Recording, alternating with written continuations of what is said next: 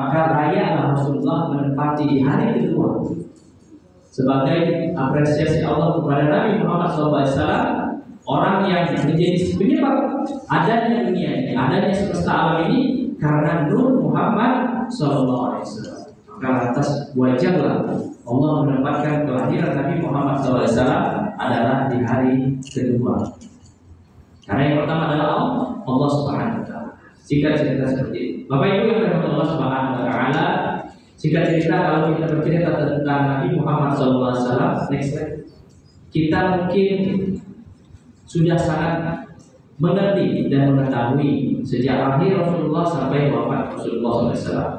Apalagi di awal-awal Rasulullah sangatlah, kalau kita secara pribadi, secara umumnya manusia tidak akan kuat menjalani hidup di mana beliau ditinggalkan kedua orang tuanya, ditinggalkan oleh kakeknya, ditinggalkan oleh pamannya dan keluarga-keluarganya. Apakah kita bisa sebagaimana Rasulullah SAW diuji seperti itu? Mungkin tidak. Maka sudah sepatutnya kita mengambil hikmah atau beribrah dari perjalanan Nabi Muhammad SAW. Bapak Ibu, sebelum saya lanjutkan di layar buku ya, ada gambar buku sebelumnya. Nah ini saya bukan promosi Bapak Ibu ya, tapi ini saya mencoba untuk mengingatkan. Sudah disampaikan oleh Bapak Rektor, kita mendapatkan dua maklumat dari Rasulullah SAW. Kata Rasulullah, barang siapa yang berpegang teguh kepada Al-Quran dan hadis, maka kita tidak akan tersesat di dunia wal akhirat.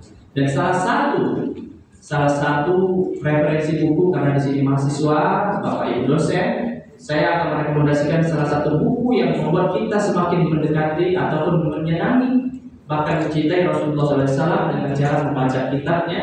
Salah satunya adalah yang berjudul Syama'il Muhammad. Kitab ini adalah kitab yang menunjukkan seluruh apa-apa yang ada di dalam diri Rasulullah SAW. Jadi detail semuanya tentang Nabi Muhammad SAW ini termaktub dalam kitab ini. Bisa di-download, mungkin PDF-nya, bisa dibeli bukunya. Tapi pada intinya ketika kita mengetahui Nabi Muhammad SAW, kita cuma mengetahui lafaz Arabnya saja, huruf mim, ya, huruf ha, ya, huruf dal dan sebagainya. Tapi ketika kita membaca kitab ini atau buku ini, kita akan setidaknya tergambarkan secara fisik Rasulullah seperti apa.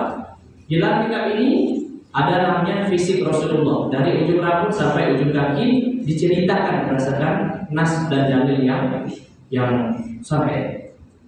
Kemudian banyak sekali hal-hal yang dibahas dalam kitab ini, dan mudah-mudahan kitab ini bisa membuat Bapak Ibu semakin mencintai Rasulullah SAW. Rambut Rasul pendek atau panjang? Sedang. Matanya sipit atau tidak? Ya. Dan itu semua dibahas dalam kitab ini. Jadi kita akan tergambarkan secara visual, walaupun kita tidak bisa melihat secara kasat mata, tapi setidaknya kitab ini menjadi penawar obat kita kepada Rasulullah SAW. Bahkan kalau kita sudah khatam kitab ini, di akhir ada pembahasan di bab ke-55, orang-orang yang bermimpi bertemu Rasulullah SAW.